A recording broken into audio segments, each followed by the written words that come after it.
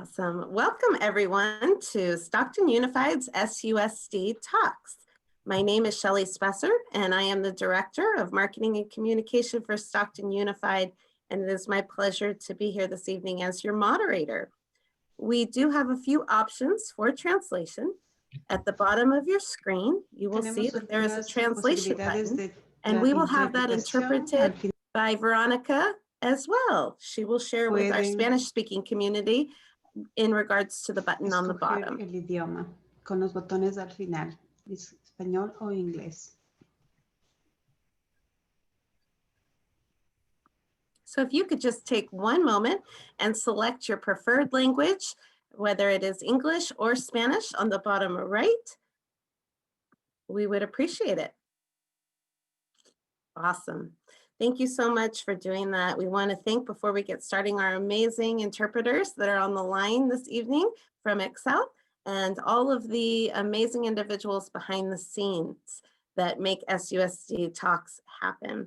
So this evening, it is my distinct privilege to be here with you all this evening and to share the progress that we are making as a district in our reopening plans, and to have various members of our team share out all of the resources and supports we have to offer for you today. Before we get started, we would like to take a moment of silence in honor of the young man in our neighboring school district that lost his life yesterday. So for a moment, we will just take a minute of silence. Thank you.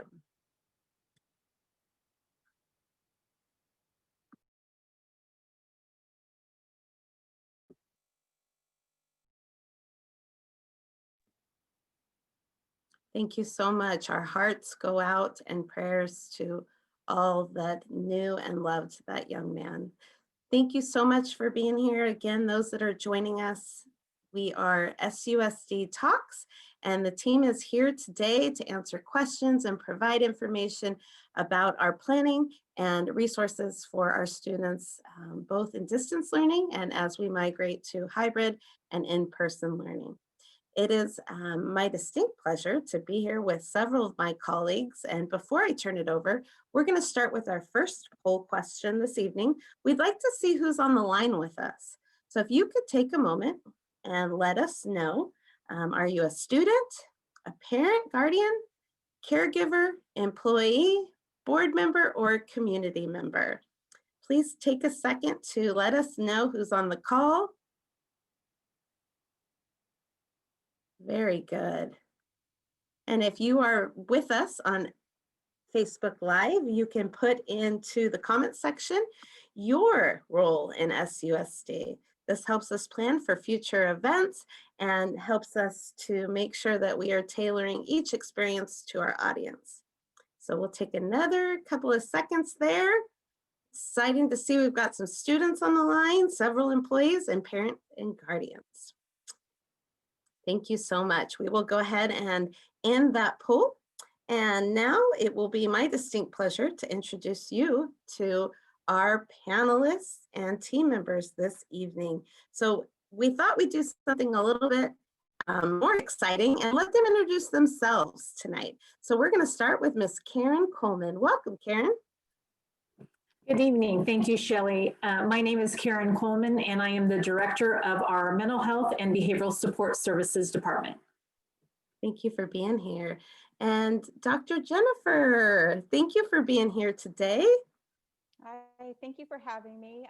I'm Jennifer Getz-Rigo, and I am the coordinator for school-based mental health services for Stockton Unified. Awesome. It's wonderful to have you here tonight. And Dr. Tracy Miller, welcome. Hi, good evening. My name's Tracy Miller. I'm the Director of Student Support Services. So thank you for having me tonight. Awesome. Thanks for being here. And Dr. Francine Baird, welcome. Hello, everyone. It's always a pleasure to be here. My name is Dr. Francine Baird. I am the Interim Assistant Superintendent of Student Support Services. Thank you for being here. And welcome to Tamara Pranitis. Good evening, everyone. Thank you, Shelley. I'm Tamara Pranitis, Interim Deputy Superintendent. Glad you're here tonight. And we will turn it over to Ms. Janet Yarbrough. Good evening. This is Janet Yarbrough. I am the Director of State and Federal. I oversee after-school programs as well. Just a couple of jobs there, huh? We will now turn it over to Mr. Eric Swanson. Welcome. Thank you. Good evening, everybody. My name is Eric Swanson. I'm the Interim Assistant Superintendent of Ed Services. Happy holidays. Thank you for being here. And Captain Schofield, welcome. Good evening, everyone. I'm Stephanie Schofield. I'm a captain with the School District Police Department. Glad you're here tonight. And welcome, Chris Anderson. Thanks for being here. Good evening, everyone. My name is Chris Anderson. I'm responsible for COVID coordination for Stockton Unified. Another small feat, right? We are lucky to have all of you on the call. I will now turn it over to that would be Katrina Leone, who is Dr. Leone. Thank you for being here. Thank you, Dr. Spessard. Good evening, everyone. My name is Katrina Leone, Interim Assistant Superintendent of Human Resources. Welcome. Thank you for being here. And Dr. Connor Sloan. Hello, everyone. I'm Connor Sloan. I'm the Director of the Local Control and Accountability Plan, and also do oversight of the authorized charter schools. Awesome. And welcome everybody that is behind the scenes. And hopefully I didn't miss anyone. I'm trying to get it right by the 5th time here. But it is my distinct privilege now to introduce to you and turn it over to our interim superintendent, Mr. Brian Biederman. Thank you, Shelley. And I just I always open with thanking our team for giving up a Thursday night with their families to make sure that our community is up to date with our COVID response and our plans to return to school. So I appreciate everybody being here. I'm so very fortunate to serve this community and serve this district. And I am going to share my screen so we can start with the updates that we have for you. If you remember last week, we were talking about our learning models as we transition and get closer to live instruction. And I'll start with our guiding principles like we do with every one of these discussions. These are the guiding principles that are guiding our team and our district as we develop our plans for our response to COVID and our return to live instruction. The one that I really want to focus on tonight, and that Shelley alluded to earlier in the broadcast, is our second bullet, the social emotional learning as a priority for all of our students and adults. This is something that our students and our adults are dealing with. The tragedy in Lodi Unified yesterday. Obviously, there is a need for this. We have several team members on the call tonight that will address any questions and concerns and our response to this need. This is so very important. This is not a new bullet to us. This is a bullet that's been here since the start of our transition with COVID, and I really detail and some expertise behind it tonight, because we are seeing, this is the time of year, the holidays, not being able to celebrate on campus and have those positive connections. This is a difficult time for year for us and our families. But I want to make sure that we are providing information for our families as they are dealing with very difficult time. There was new guidelines released from the governor today, and I'm going to talk about that, what that means for our district moving forward with our plans to return. This is new data that was released today by Dr. Park in our county Department of Public Health. I put an arrow on the bottom where it says November 27th. It looks like we dipped, and I want to just make sure that we're looking at data accurately.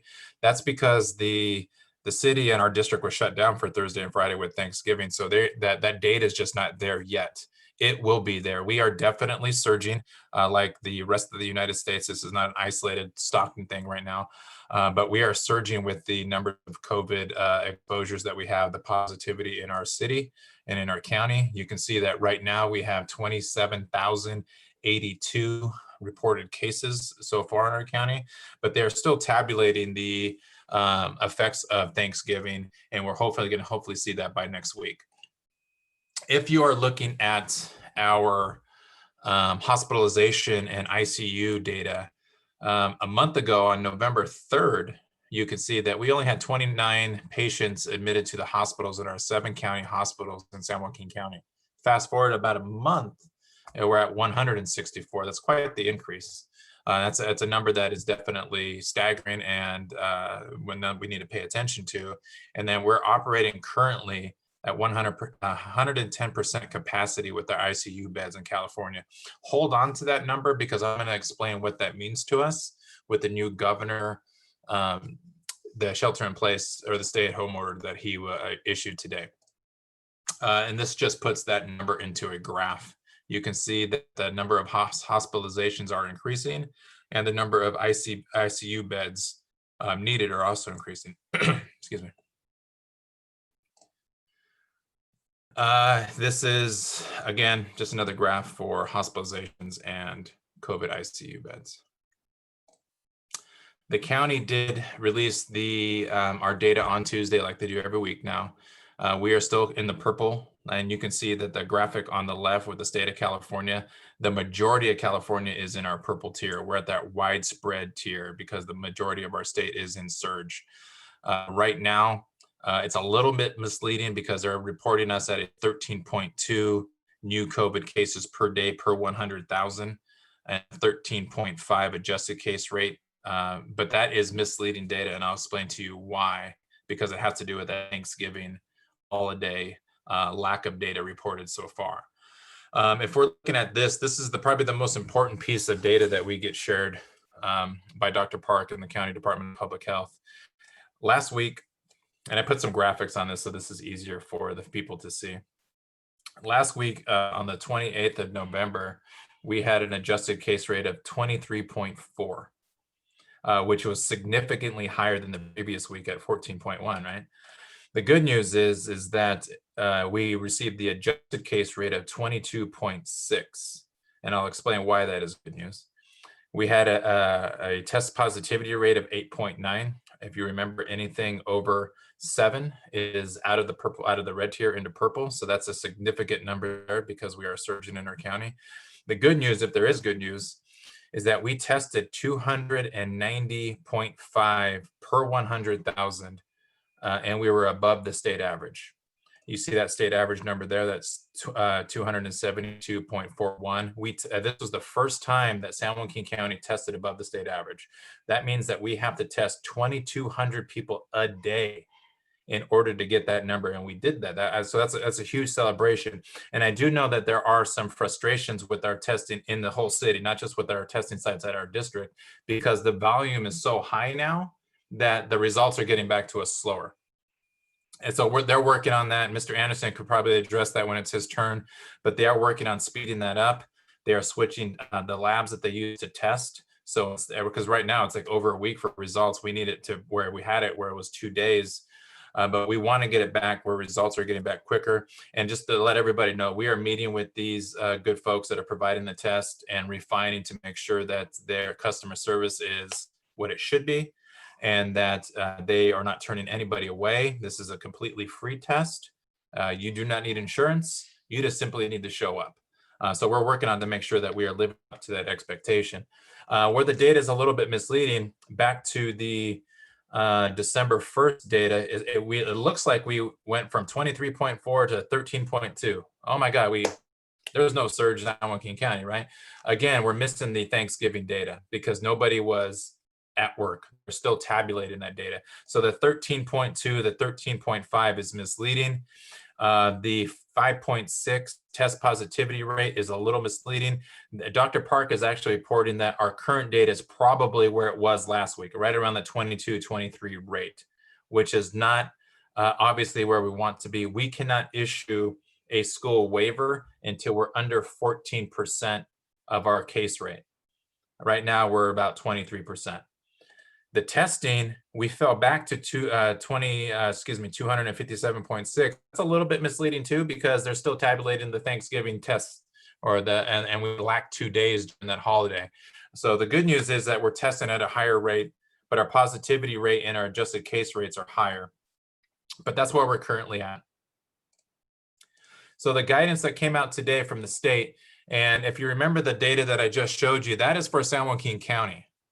That now the state is doing regions. So San Joaquin Valley region is not just San Joaquin County. It's a little bit misleading, but what we have in our county is not necessarily the trigger for San Joaquin County Valley region.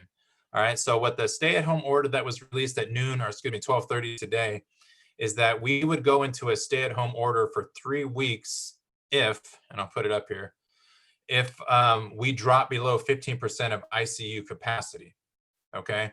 And if you're, what I showed you earlier, the 110% ICU capacity in our county, we're obviously at that threshold. If it was just our county, we would be in a shelter or a stay-at-home order. It is the San Joaquin County Valley. So that is still to be determined. What he stated today is not in effect today, because that is still, we're looking at probably a 48-hour or more window before he actually puts the stay-at-home order in, because they're still looking at what the San Joaquin Valley data is, not San Joaquin County. Okay, so don't let that data be misleading.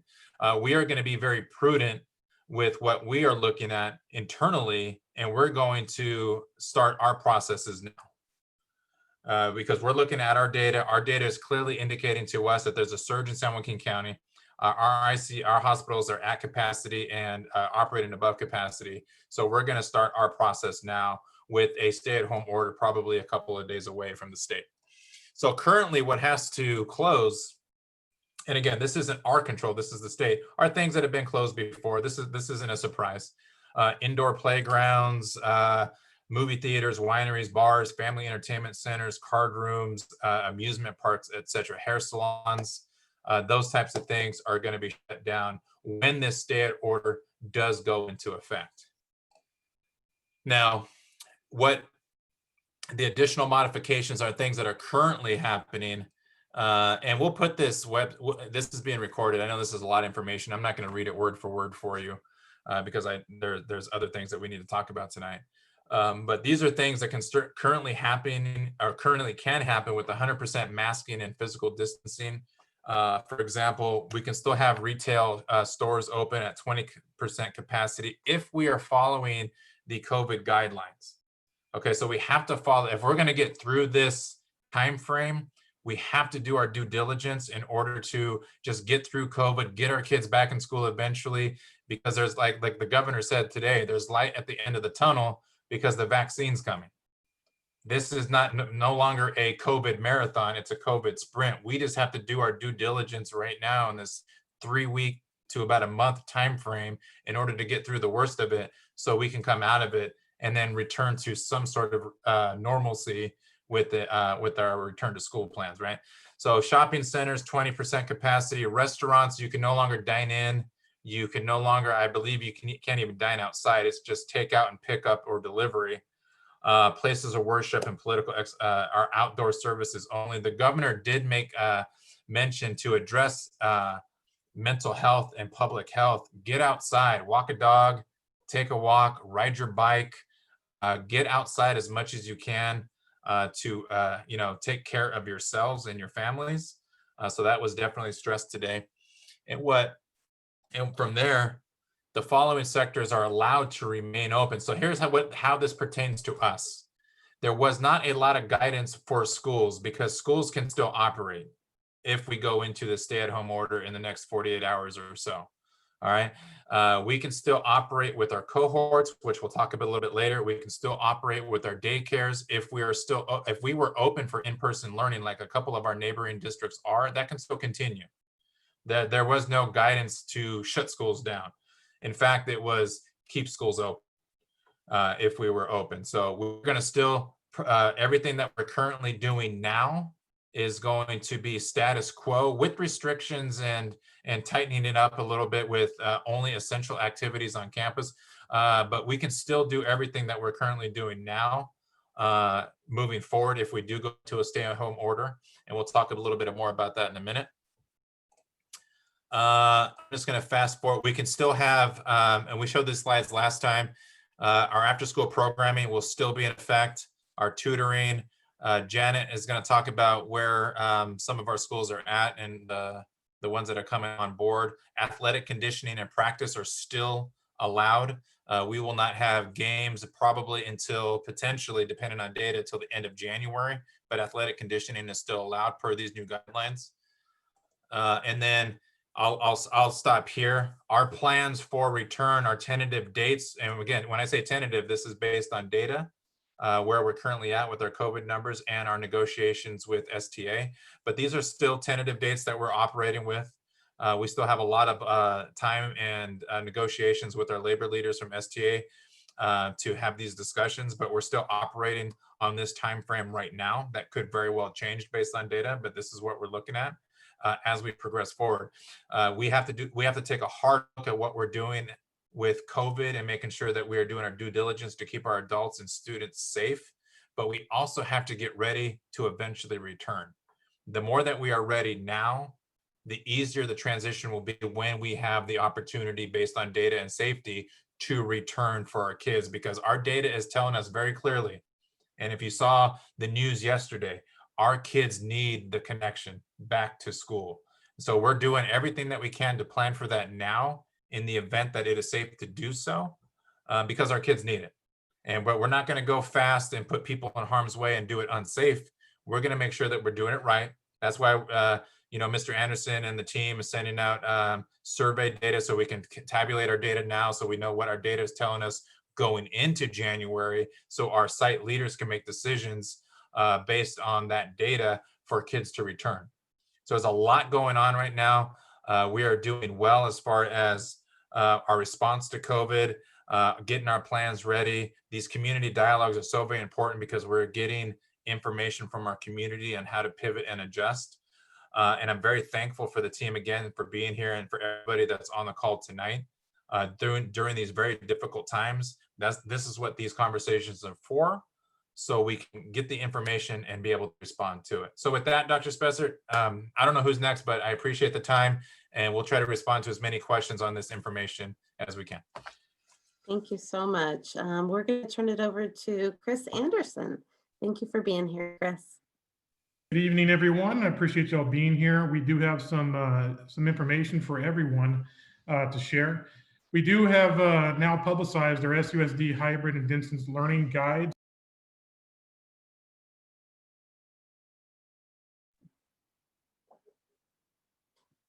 I think you muted yourself, Chris. Chris, I think you muted yourself, sir.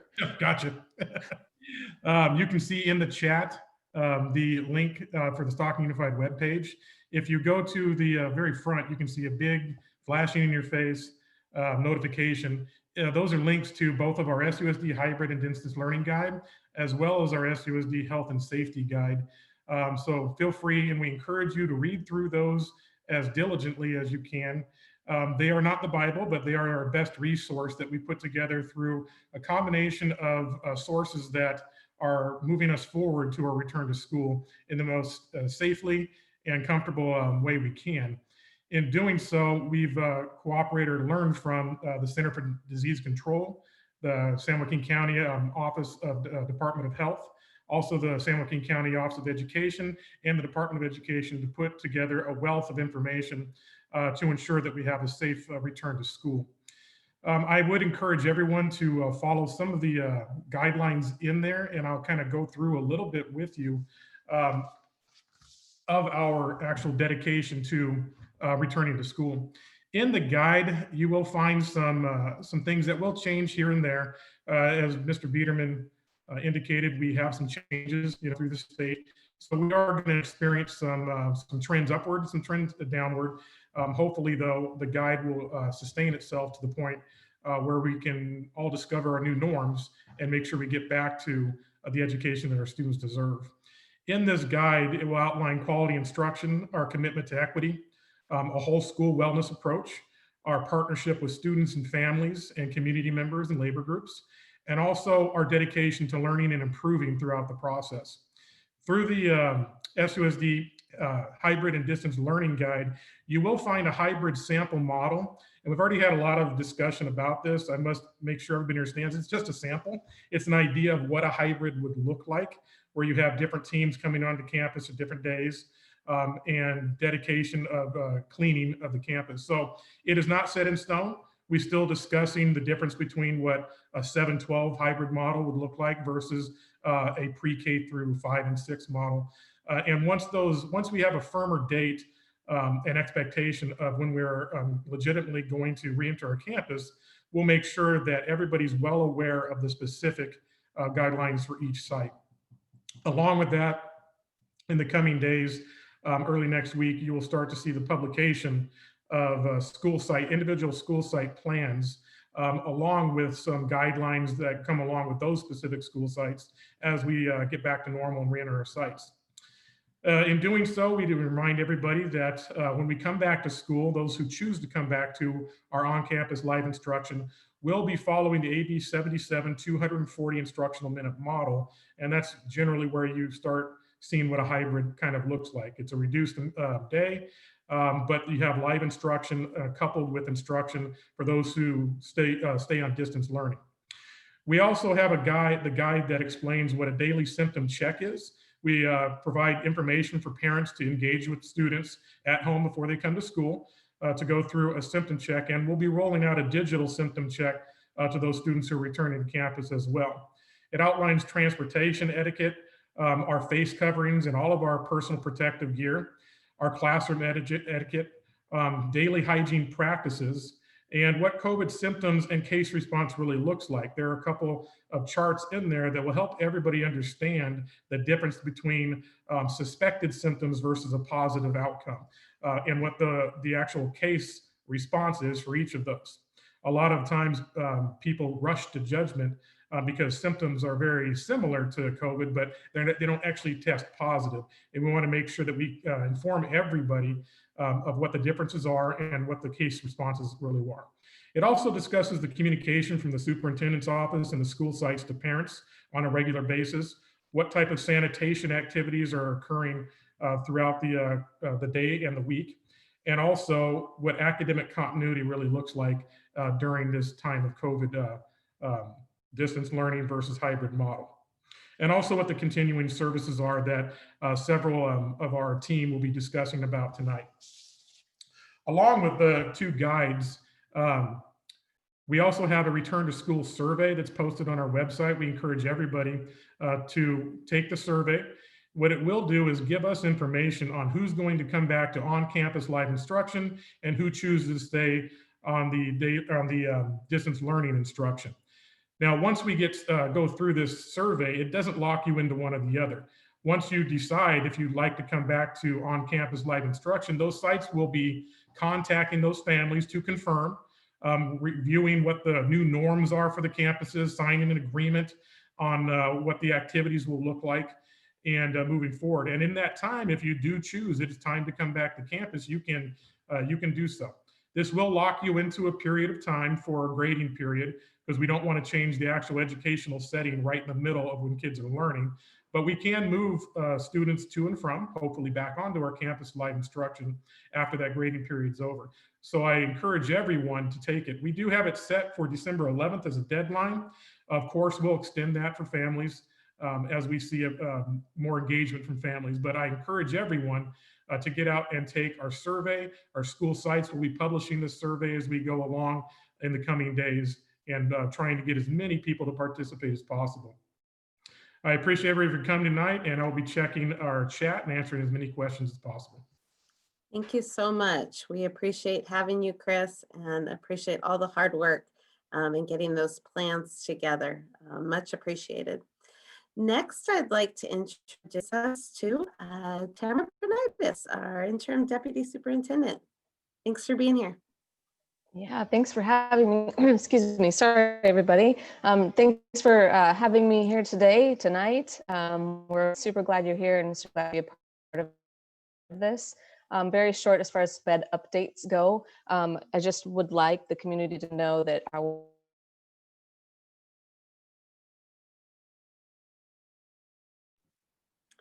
I think possibly her reception might be off. So what we'll do is maybe she can log back in, and we'll move forward to Eric Swanson. And then once she gets back on, we will get those special ed updates. Thank you, team. Thank you, Dr. Spessard. Tamara, I would say try to turn off your video. That might help. But I'll jump in and cover my piece, and then we'll transition back to Tamara.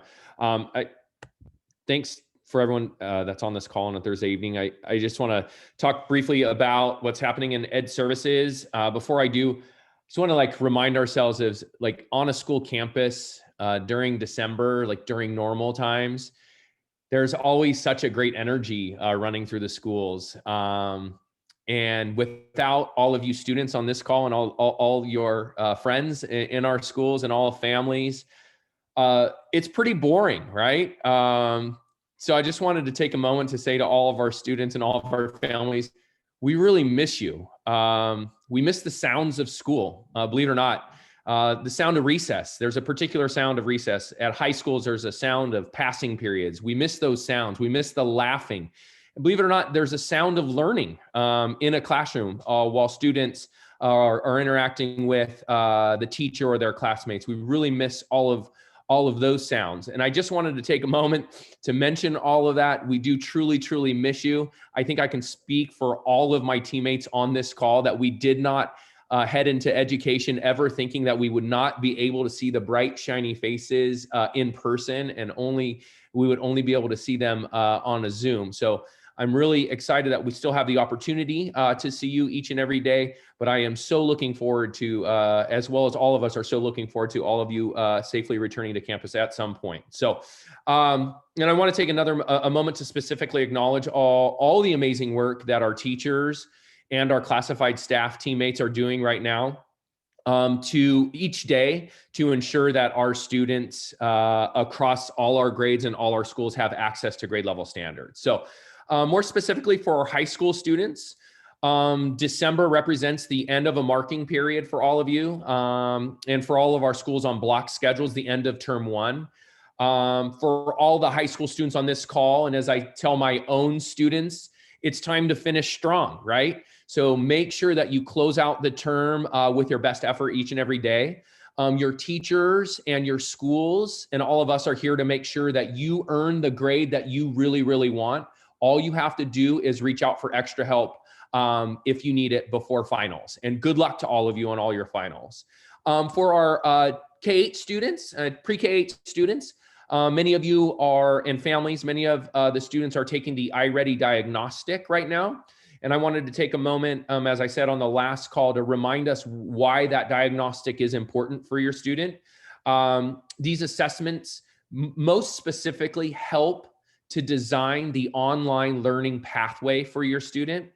These online pathways help support all students exactly where they are, whether they're above or at or below grade level on any and all standards at their grade level. All students should be spending 45 minutes each week in both English language arts and math on their pathways each week. And yes, I said their pathways because, as I said earlier, each of these pathways is designed uniquely for them based on the results of their diagnostics. So it's very important that our students take this test on their own and do their very best. This way that their online pathways are targeted exactly where they need them. And lastly, the data that iReady collects across the country for all students on their online pathways shows tremendous, remarkable gains in their standards mastery for their grade level standards. So that additional 45 minutes in both English language arts and math a week is critical for them in achieving grade level standards and exceeding grade level standards. So I just wanted to remind all of you regarding that. A couple of other updates regarding the timing of us returning to school. Upon return, we're making videos right now. First and foremost, we're creating a video that displays all the really cool technology that our district has invested in for teachers in making sure that the hybrid learning environment maximizes their instruction and their reach to all students, not only sitting in front of them, but also at home. And then soon we're going to be reaching out to our schools to create videos on what it will look like on campus upon return about entering campus, exiting campus, and all things in between outside and in the classroom. So I just wanted to give a heads up that the team wants to make sure that we've done everything we can to make sure that all of you families are informed about how we are going to maximize our ability to keep your students safe upon return. And then lastly, before I transition to the athletics update, if we ever have any technology challenges with our hotspot or our Chromebook, I just re-encourage all of you, like the minute that happens, you need to reach out to your school. Your school will have a remedy for you. We can't sacrifice any instructional minutes, so don't wait a day or two to reach out. Reach out immediately, and we will seek to get a remedy for you as soon as possible, because every instructional minute that's lost is unacceptable, especially if it's about technology. We want to make sure to take care of you, to make sure you have working devices. So that's out for the ed services side. I'll transition to our athletics update. Specifically, a shout out to our athletic director at Edison High School, Richie Lynch. He's the teammate of ours that stays connected to the California Interscholastic Federation, and which is called the CIF. And the CIF is who provides, or which provides us with direction for our student athletes. And all of that information is based on the California Department of Public Health. And as many of you would assume, because of the recent uptick, there has been a few shifts as it relates to our students, our sports, our student athletes in our sports. Most specifically, we are still conditioning for the student athletes after school. We are still running conditioning, but as it relates to the sports, what was being called season 1 sports are being pushed back until after January 1st. Initially, they were going to start in December. Obviously, unfortunately, we cannot do that at this point in time, as Superintendent Biederman covered with our current health situation. Boys volleyball, which was initially considered season 1, is now going to be moved to season 2.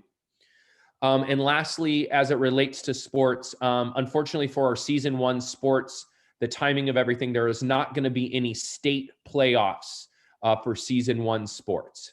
So that's the health update. Shelly, before I turn it back to you, the last thing I'll say for all of us, because of what I said about missing you so much and all the team wanting to see your bright, shiny faces in our school, please make sure to stay safe and wear a mask. Thank you very much, Shelly. Back to you. Thank you. And I see Tamara's back on with us. You know what? It's exactly what our kids experience, right? The frustration is real. The frustration is Right? real. So That's right. glad you're here. I wish AT&T's service was as fast as Stockton Unified's.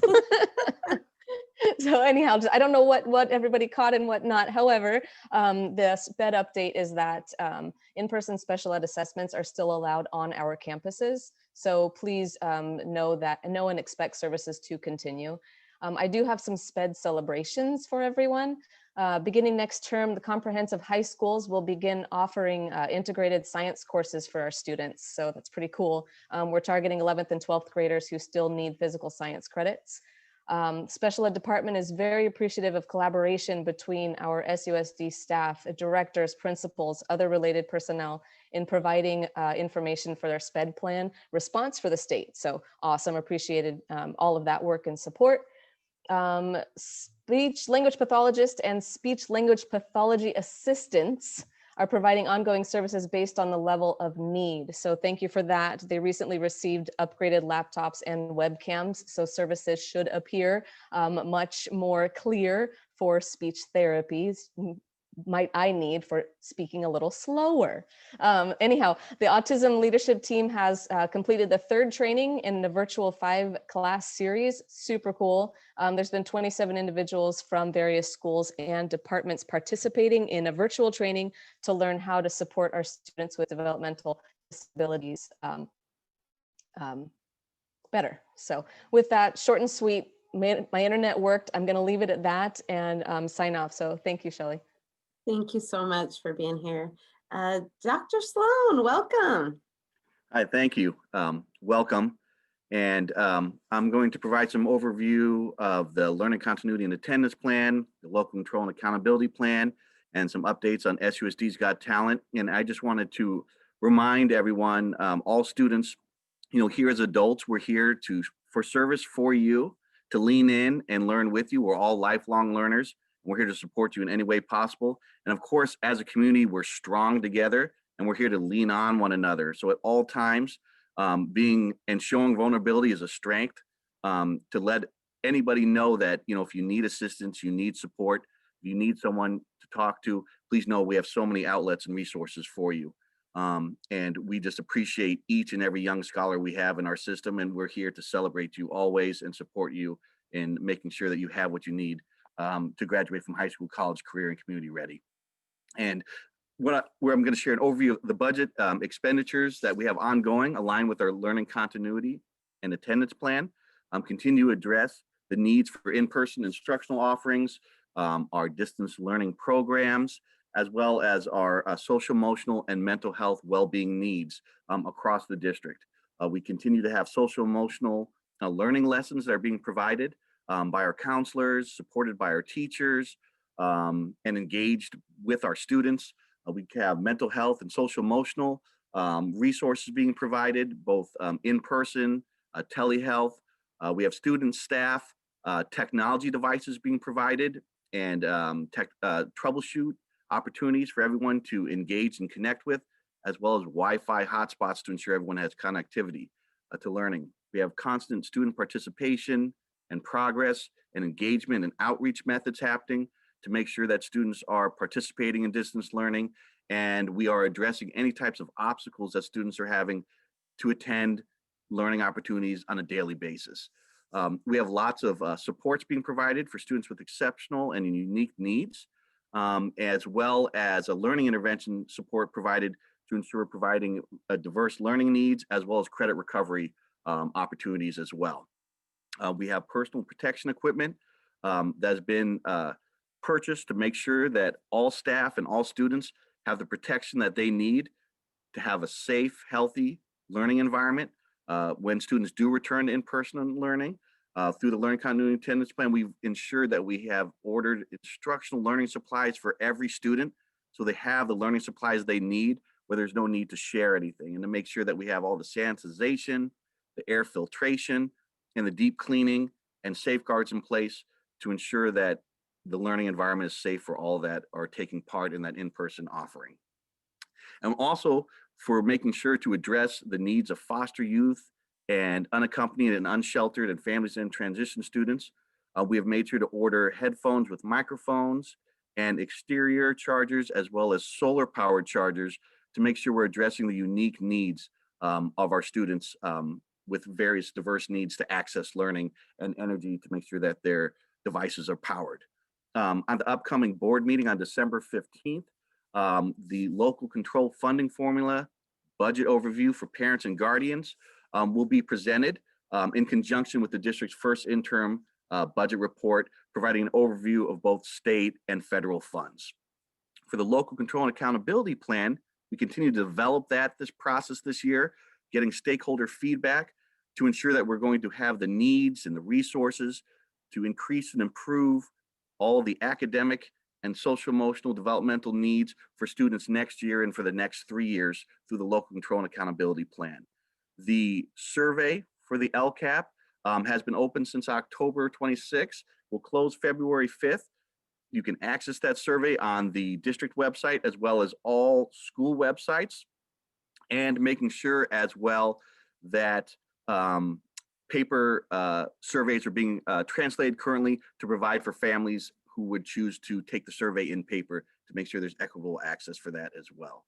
Some of the feedback that has been the most common for stakeholders currently through the LCAP process has been for the need for credit recovery and tutor opportunities to be offered after school, so students have access to those, as well as music, sports, and other enrichment activities after school for students, increasing music opportunities for kindergarten through 8th grade students, ensuring that we have access to literacy resources for families and students to support all students reading at grade level, and the importance of having counselors at all the schools and supporting those social emotional needs of our students.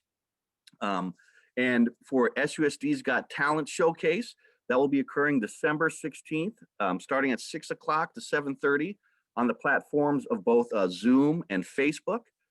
Students have shared their diverse talents, and we guarantee the viewing experience will definitely bring a smile to your face, if not a happy tear to your eye. We have everything that you could think of talents that will be showcased, and students from preschool to 12th grade taking part in this excellent opportunity to celebrate to raise up, rise up, and represent the student talents and skills that we have across our district and really celebrate student voice. You can register to attend at www.stocktonusd.net/talent to be an audience member. And we just look forward to continuing to increase the positivity, the support, and the guidance that all students deserve, need, and we're here to provide. Thank you very much.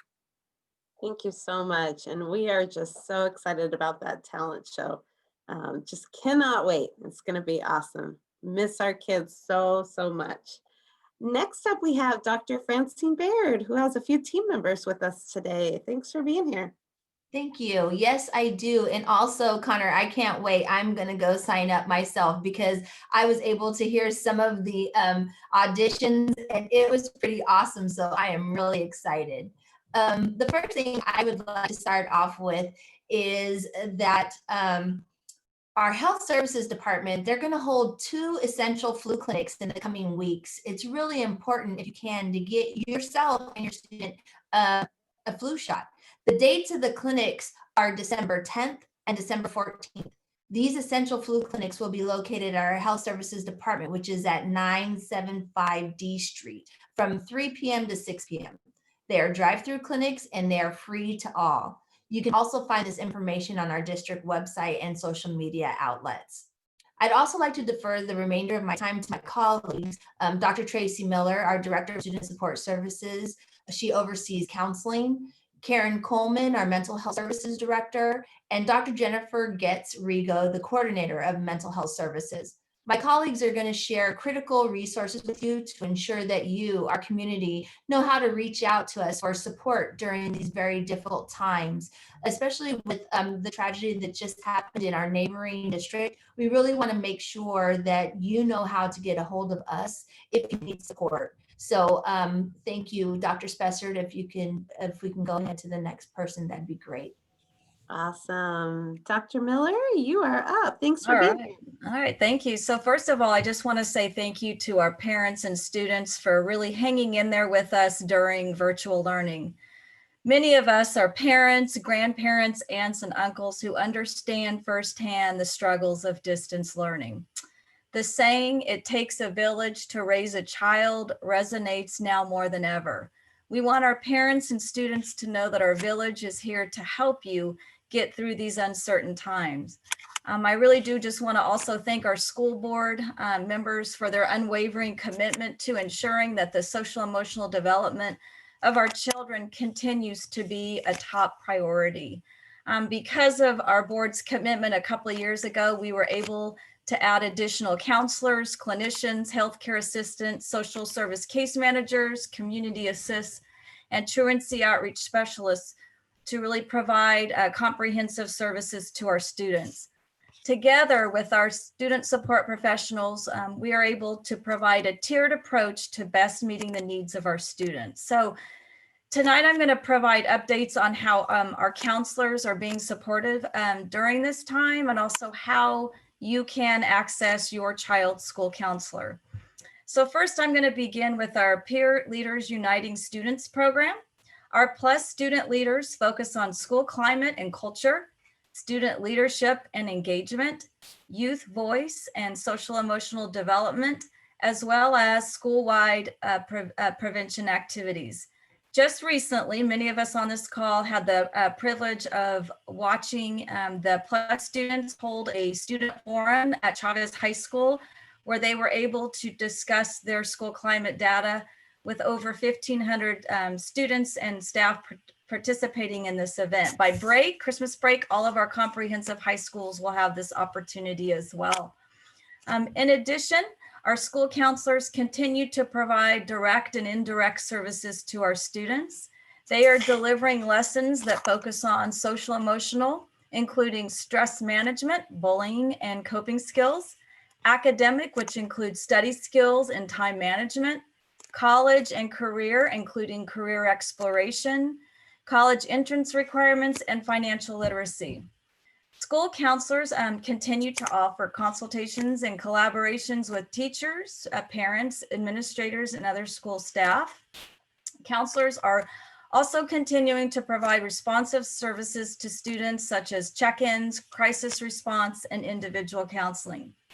In the event that more intensive services are needed for our students, counselors continue to work with our mental health clinicians to provide ongoing support.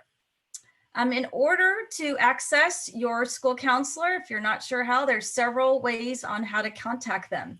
First, on your school's website, each school counselor has their own web page with contact information, which includes their telephone contact and email contact. In addition, you can communicate with your child's classroom teacher or front office staff who can, if you can't get a hold of the counselor, they can put you in touch that way with the front office staff. We also provide on the SUSD district website, student support services page, there's additional resources and contact information for district level support staff who can also support you. Know that your school counselors, we are here to support our families and students. We appreciate all of your hard work, knowing that being a parent is a 24-hour job. Please do not hesitate to reach out if you need additional support. And thank you for this opportunity to speak tonight, and I'll hand it back to the moderator. Thank you so much. Next up, we have Karen Coleman. Thanks for being here. Thank you. Good evening, everyone, and thank you all so much for joining us. My colleague Tracy Miller said it very well that we are here to assist and support, absolutely. Our Mental Health and Behavioral Support Services Department is containing 34 mental health clinicians at this time. And as we look at that very tragic and heartbreaking local student tragedy, it reminds us of the absolute increase in stress, anxiety, depression, and feelings of isolation. And we have to be proactive. And as Dr. Miller spoke about outreach, it is important to know that we have mental health professionals at every school site. We have licensed mental health clinicians that are available. We are continuing to provide direct service via telehealth for those working remotely and students who can access that remotely, but also in person if that is necessary and appropriate. I also want to point out that the reminder that these services are free to families, and it's important to take care of our mental health and know to reach out when you are recognizing symptomatology or signs of stress. And our Dr. Getz-Rigo will talk a little bit about that tonight. Most importantly, we have emergency hotline information that is available. On our website, we have hotline numbers that contains national suicide numbers as well as local crisis numbers. In addition, we have our resources for our behavioral health, our local behavioral health and internal district behavioral health services. Also on our individual school sites, you will find the emergency hotlines, and these are for access 24 hours, 7 days a week for those emergencies. We've also, for emergency hotlines, have pushed those out on our student Chromebooks so that there is immediate access to that information and will pop up easily for students to have that.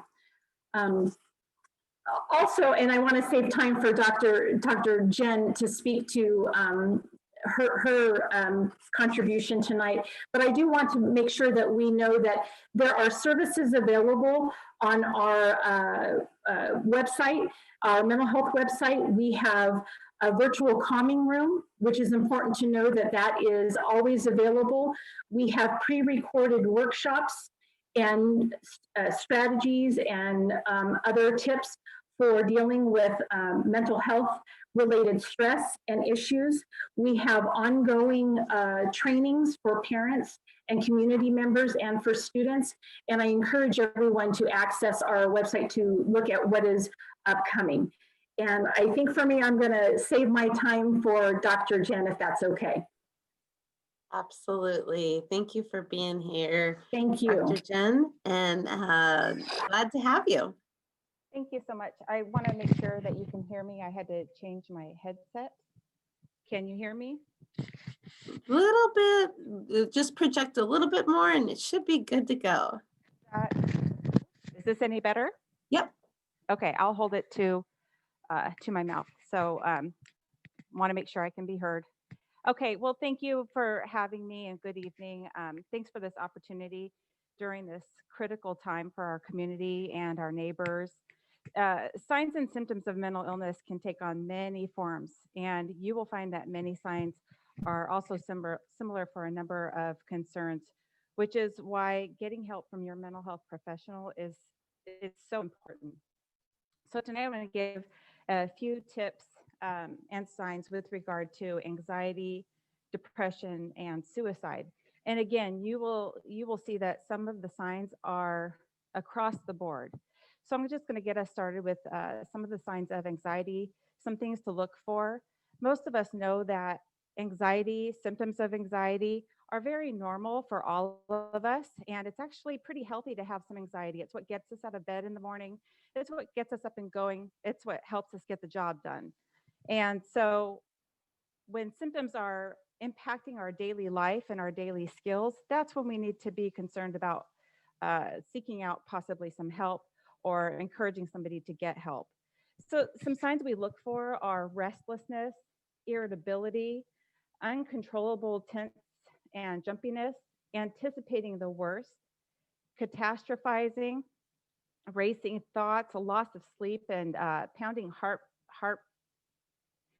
shortness of breath, and irrational panic, irrational fear. A lot of times people are having nightmares that have anxiety issues.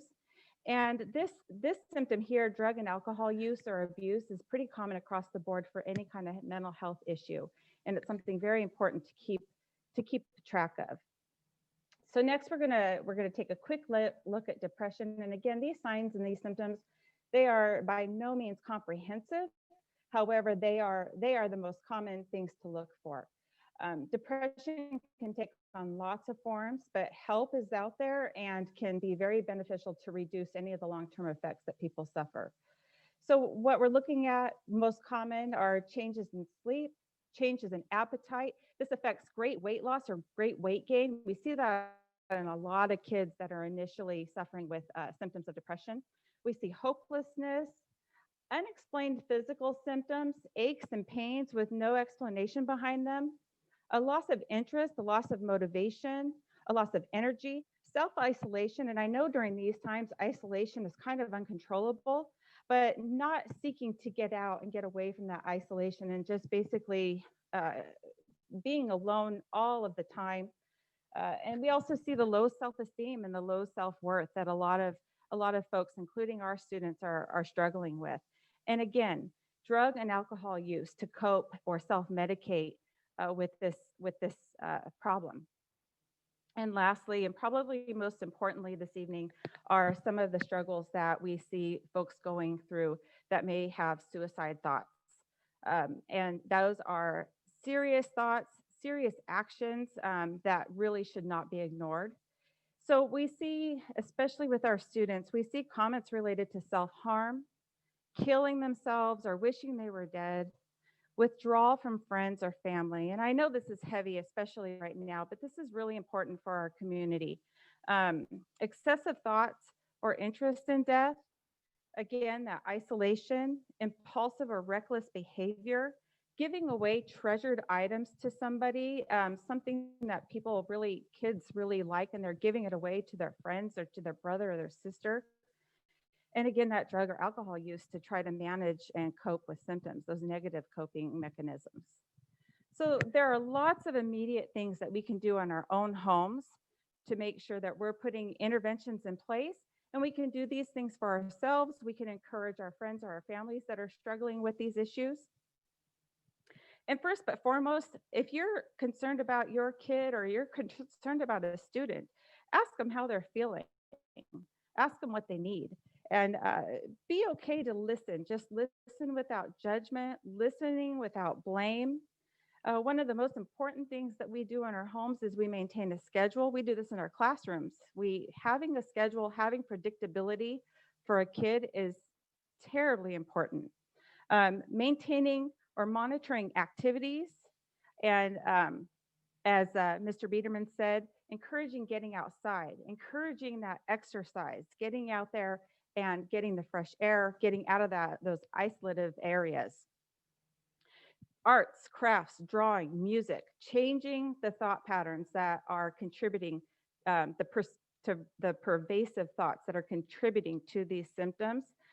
One of my favorite things for folks with anxiety is really journaling, getting those negative thoughts out of the brain, onto paper. You don't have to continue to perseverate because it's been recorded. You can move on with your life.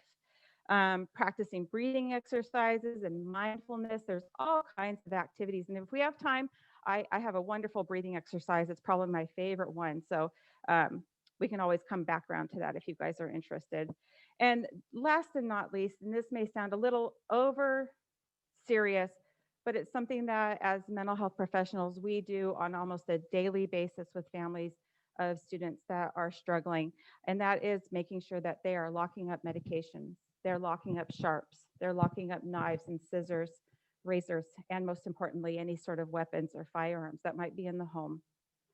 So, and if you do have concerns, if there is any concern, there are so many resources and avenues for help. So please contact a mental health professional and don't hesitate to reach out to anybody on your school campus for help, for support, and for some guidance. And I really appreciate you allowing me to be here tonight. Thank you so much. Would we be able to have her do the quick breathing exercise with us real quick? I think that'd be great.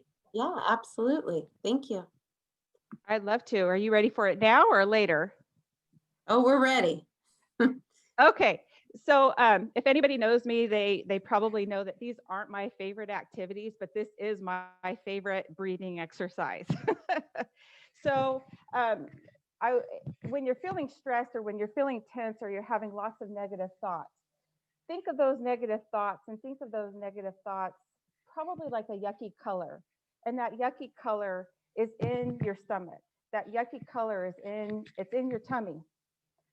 Now, think of your favorite color. Think of your most relaxing color. My favorite color is obviously going to be what I'm thinking of, and that's yellow. So I'm thinking of yellow. I'm envisioning yellow. And I am inhaling that yellow, calming, calming, calming, calming. All the way into my belly. Almost like my belly is a big balloon. And that wonderful, wonderful feeling is now in my belly. And now I'm going to exhale that yucky, yucky color, which is usually like a yucky brownie color. And I'm letting it out of my tummy, releasing that balloon in my tummy with all that yucky color. And for the sake of time, we're going to try that one more time. And think of inhaling the good stuff, the color that you enjoy, that relaxes you, that calms you. And then we're going to let out that yucky color. Maybe it's that mixed up Easter egg color that you get. We're going to let that go and release it. And then we're going to count to 3 real slow and breathe with the numbers. 1, exhale. 2, inhale and exhale. And 3, and exhale. All right, thank you guys. Thank you so much. Thank you so much. I really appreciate all of you being here, and especially with the last minute notice. Thank you so much for your commitment to our students and our staff and their families. Next up, we have Captain Schofield. Thank you for being here tonight. Good evening. Thank you, Dr. Spessard, and thank you, Dr. Jen. That was an amazing exercise. Really appreciate it. So some updates from the police department. I just want to let everybody know, our entire community, that your police department remains a resource for you 24/7. We're here 24 hours a day, 7 days a week for you. So please don't hesitate to outreach to us should you need anything. One of the things we're working on is really developing our holistic approach when it comes to the welfare of our students. And what I mean by that is we've been responding a lot to homes to really address the mental health needs of our students. And we realized very, very quickly that we have to partner with all of our colleagues in our district, to include our amazing behavioral health team that you just heard from, as well as our team from child welfare and attendance. So we're really working collaboratively to ensure, even after police contact, that our youth really get the resources that they need in terms of those final wraparound services. So even after perhaps the police contact ends, we'll have contact with our colleagues in the child welfare and attendance, as well as mental health services, to make sure that our youth really get the support they need through these difficult times. The second update for you is, after the first of the year, we are going to be conducting what we're calling area meetings. And what this is going to consist of is our district has been divided into 7 areas, which correspond with our school board member areas. And members of our team will be meeting with our community to really continue our community dialogue around disproportionality and institutional racism. We think that dialogue absolutely needs to continue. And please look for that on our website after the first of the year, the dates and times and locations, most likely on Zoom after the beginning of the year, but hopefully we can come back in person very soon. So thank you very much. I hope everybody stays safe and enjoy your holiday. Thank you. Thank you so much. And thank you for the awesome work that your department's doing. Really appreciate it. Next up, we have Janet Yarbrough. Thank you for being here. Thank you. Yeah, this work definitely takes teamwork. We work a lot together and talk with each other about things that are going on in the district. And Dr. Sloan has been really great at providing information about, what are the kids saying out there? What are the parents saying out there? What do they need? And so he always gives me a puzzle to solve when I hear some of the comments that come back. So I have some updates for you as far as academic support. So all of our K-8 sites right now provide a virtual after-school program from 3 to 4:45 each day. We have 4 of those elementary school sites adding teacher virtual tutoring this week and next week. They're just getting off the ground, and that's at Hong Kingston, Rio, Peyton, and McKinley. And we hope to grow that and get more soon. Just this week, we started an on-site after-school program at PYA, or Primary Years Academy. We have 1 cohort of kids on campus, and it's going very well. We will be starting a second on-site after-school program at Adams School on Monday. High schools, all of the high schools provide credit recovery and homework assistance. Most of the programs are from 2 to 4. They vary depending upon the school site, most Monday through Thursday. And we are working to make sure that all school sites have web links for you on their web pages, so it's easier for folks to find help. So working on that. A concern that came up is just that parents and students, they still need help and they're not making those connections. So I have this great team that I work with at State and Federal and after school programs. And we are working on a way to, and Shelley's department will be helping us as well. They hopefully know this. On our district main web page, we hope to add a link there where students and parents can come and fill out a request for tutoring services. And we will do our best to connect them to what we already have available. And if we don't have something available, then we will work with our service provider, Air Tutors, to put together small tutoring opportunities for students as well. So we're here to do the best we can to help connect kids. It's very important that our kids pass their classes and do well academically. So much depends on their social, their wellness too, right? So great team working together. So thank you very much. If you have any specific concerns, please contact me, reach out to my office. Thank you. Thank you so much. We are now going to turn to the question and answer period of SUSD Talks. So we've been monitoring the Q&A in Zoom as well as Facebook. And so we'll begin with those questions. If there are listeners that have questions, we encourage you to drop those in the Q&A if you're on Zoom, or go ahead and put them in the comment section on the Facebook live stream. So the first question comes to us tonight from Anna Lopez. It says, counselors at my kids' site are amazing and have been going beyond their jobs. Has it ever been considered to have a clerical assistant to help them? It will give them more time to assist the children instead of worrying about paperwork. And wow, thank you, Anna, for that. I will turn that over to Dr. Miller. There we go.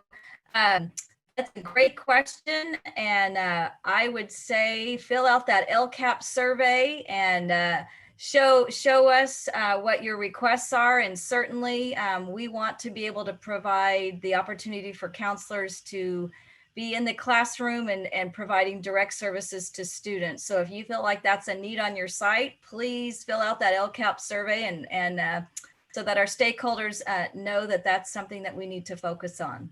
So thank you for that question. Awesome, thank you. Love that thinking there from our stakeholders, appreciate it. Next up, we have, it's a shout out from one of our administrators, Sylvia Martinez.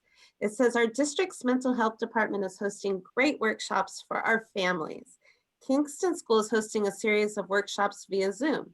Their next workshop is December 16th at 5 p.m. Check out their website under the parent meeting link. And that just helps us remember we do have an amazing family engagement and education department that has been working with all of our various departments to create these incredible opportunities. So yes, please check our website for the latest and greatest and take advantage of those amazing workshops. So thank you for that, Sylvia. Next up, we have a question on Facebook from Justin. How can kids get good grades doing school at home? And I will turn that one over to Eric Swanson. Thank you, Dr. Spessard. What a great question, right? Good grades. Well, it depends on what grade level and the expectations for that grade level for the teachers. But I can first and foremost start out by saying showing up, right? So each day you have an opportunity for synchronous learning. And that's where the teaching's happening, right? That is the traditional, I walk into my classroom and the teacher is in front of the room, the video, the digital room, and teaching you in a live, instructive way. And that happens each and every single day. And then the best advice after that is to make sure to be asking questions of your teacher and asking questions of your classmates if you don't understand any of the work, making sure that all your asynchronous work is being addressed and completed, because that helps reinforce all the skills that you learned during your synchronous time. And the last thing I would say is making sure you get grades. Like, it's around this, like what we call in the education, it's around what we call agency, right? This is your education. If that's a student who asked that question, this education is yours. So you have to go and ask for the things that you want out of your education. So if you want help, you got to ask for help, right? If you want a particular grade, you tell your teacher you want that particular grade, and your teacher is going to tell you what it's going to take to earn that particular grade, because this is your education that you have to go out and grab and earn. So I think that would be the best, like, upfront advice. I know that Janet just talked about Air Tutors. I know that there's a lot of digital resources out there to provide support and help. You can reach out to your school for that as well, because we don't want a student who wants to earn great grades to feel like they aren't able to because the help isn't there, because it actually really is. So make sure to ask for help if you need it. Thank you. Thank you so much. And read. There you go. Make Good sure, job. no matter what grade level, Absolutely. you're And reading. do your Don't forget. chores, right? Right, parents? Have to do their chores. Yeah. Right? Read, read, read. All right. Thank you for that. Next up, we have a question from Tyler. When can we come back to school? I will turn that over to Chris Anderson.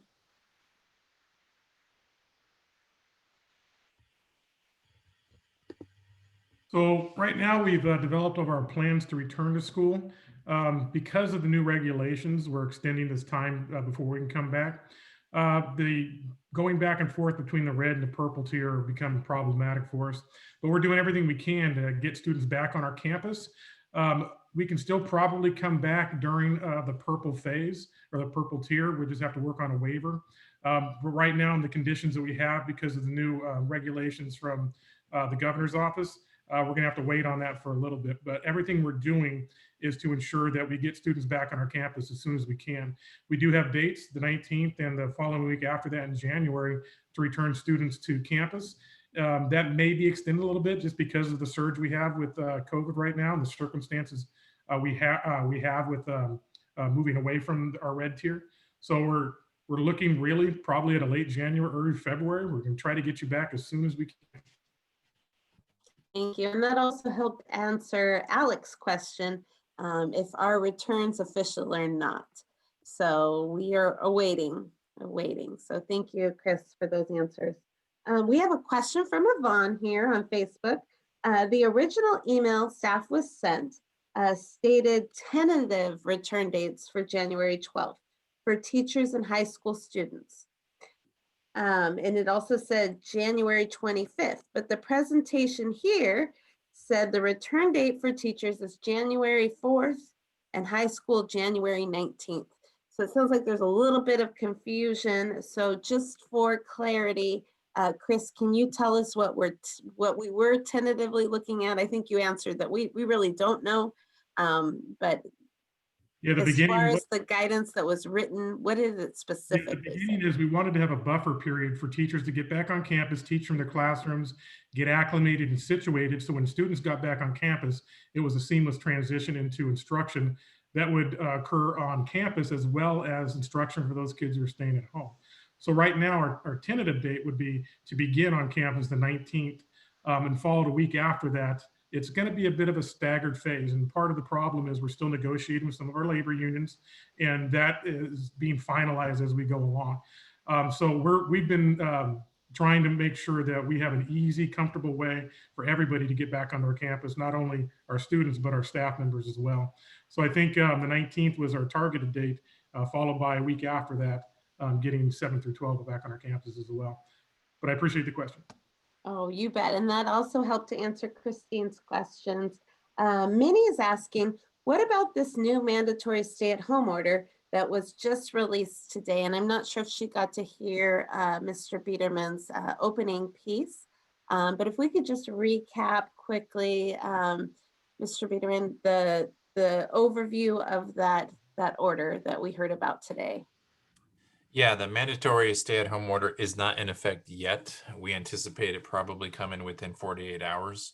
That does not limit school business from occurring. Everything that we're currently doing now will still be status quo going into that stay-at-home order. We can still operate cohorts. We can still operate our daycare. We can still operate everything that the staff has said today that we're doing. We can still operate. We are still getting ready to reopen based on our data, based on our negotiations with our labor team. But the stay-at-home order, whether it goes into effect in 48 hours or not, will put us into a stay-at-home order for 3 weeks. But that does not limit what we can do at school with food services and all the services that we're currently providing our students, including after-school contact, on-site live cohorts when those are approved and negotiated through our labor union. And we're getting very close to that. But that does not limit the availability of what we currently have at our schools right now. All right. And last, we have a shout out from Celeste on Facebook. She wanted to just thank Dr. Jen one more time and remind her that she worked with her before at Kennedy and says you're absolutely awesome. And she just loved that breathing exercise. Lots of kudos. I just appreciate our community so much. Janet, you got a lot of kudos on here. Just so nice to be so well received with these talks. We do not have any further questions. So I am at this point going to turn it over to Mr. Biederman to close us out this evening. Yeah, thank you, Dr. Spencer. And I just want to reiterate what Dr. Sloan said earlier with the SUSD got talent for our kids, an opportunity to showcase our kids. I think tonight was an opportunity to showcase our adults. We have so many talented adults, and you got to see some of them tonight with Dr. Jen and Dr. Barrett and Dr. Miller and Dr. Spencer, Chris, and everybody, to really showcase the talent that our adults have in the system as we are trying to help our kids and our community get through COVID. So I'm very appreciative, very proud. We don't do anything perfectly, but our adults are determined to refine our practices to improve this district. And this is just a testament of that tonight. So I'm very grateful, very grateful for the community, the parents, the students, the school board members that are on this call or listening.